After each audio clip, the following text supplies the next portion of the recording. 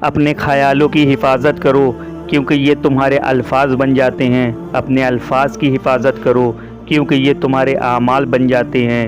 اپنے اعمال کی حفاظت کرو کیونکہ یہ تمہارے کردار بن جاتے ہیں، اور اپنے کردار کی حفاظت کرو کیونکہ یہ تمہاری پہچان بن جاتے ہیں۔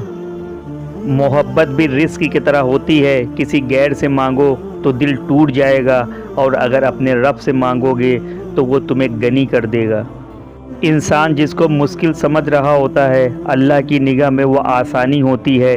انسان جس کو سزا سمجھتا ہے وہ عطا ہوتی ہے۔ بس وقت کو کچھ وقت دینا ہوتا ہے، پھر پتہ چلتا ہے کہ کوئی دیر تھی ہی نہیں، وہ جو دیر تھی وہ تو سراسر خیر تھی۔ شادی کے لیے جہیز کی بجائے نیک عورت کا انتخاب کرو، دین تمہاری نسلوں تک منتقل ہوگا۔ وہ جو اپنے نصیب پر روتا ہے اکثر اسے خبر